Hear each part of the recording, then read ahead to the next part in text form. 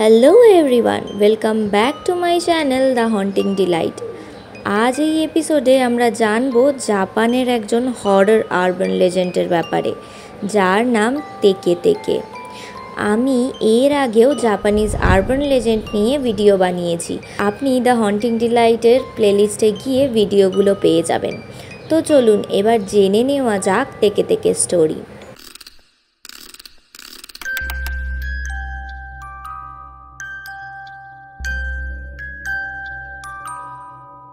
জাপানের এই আরবান লেজেন্ডের নাম এমন অদ্ভুত তেকে তেকে কেন, তার পেছনে রয়েছে একটা গল্পটা তো আমরা জানবই, কিন্তু তেকে তেকে এতটাই ভয়ানক রিভেঞ্জফুল স্পিরিট যে জাপানের মানুষজন রাতের বেলা নির্জন রেল স্টেশনে যেতে আজও ভয় পায়। আর তার কারণ হলো এই তেকে তেকে। মনে করা হয় যে এই ভয়ানক স্পিরিটের পেছনে রয়েছে একটা দুঃখজনক কাহিনী, কাশিমার সত্য কাহিনী। কাশিমা রেইকো ছিল নর্দার্ন জাপানের একজন স্কুল গোয়িং গার্ল।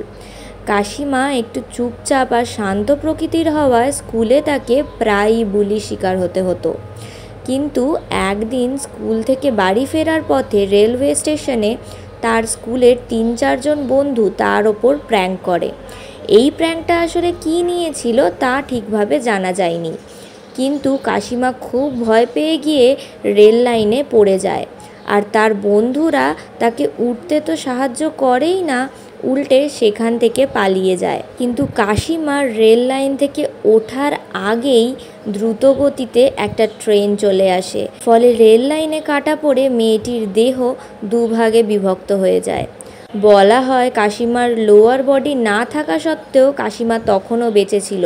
সে একটু সাহায্য পাওয়ার আশা করলেও সেদিন তাকে কেউ সাহায্য করতে আসেনি, ফলে কাশিমা কিছুক্ষণ পর সেখানেই মারা যায়। আর এই ভয়ানক মৃত্যুর পরই কাশিমা হয়ে ওঠে রিভেঞ্জফুল স্পিরিট, যার আতঙ্ক আজও জাপানের মানুষদের তাড়া করে বেড়ায়।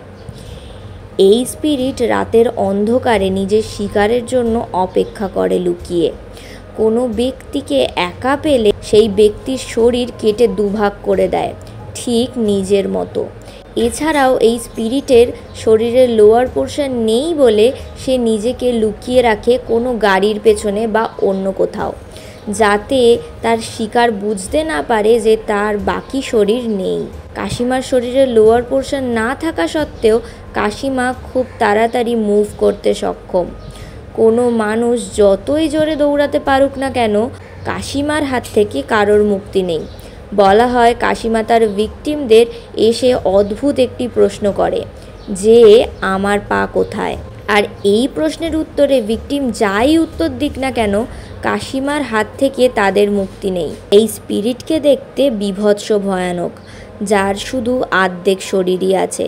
কিন্তু এই রিভেঞ্জফুল স্পিরিটের নাম এরকম অদ্ভুত তেকে তেকে কেন, এর পেছনেও একটা কারণ আছে।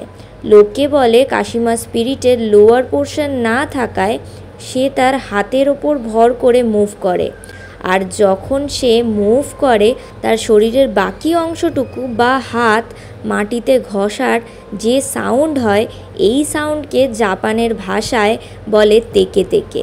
কিন্তু এই আত্মা হাতে ভর করে চললেও বলা হয় একা রাতে যে কেউ একবার তেকে তেকের কবলে পড়েছে সে নাকি কখনো আর ফিরে আসেনি। তো এই ছিল তেকে তেকে স্টোরি। ভালো লাগলে লাইক, কমেন্ট, শেয়ার করবেন। আবার আসবো নতুন কোনো ভিডিও নিয়ে। টিল দেন সবাই খুব ভালো থাকবেন। Thank you for watching.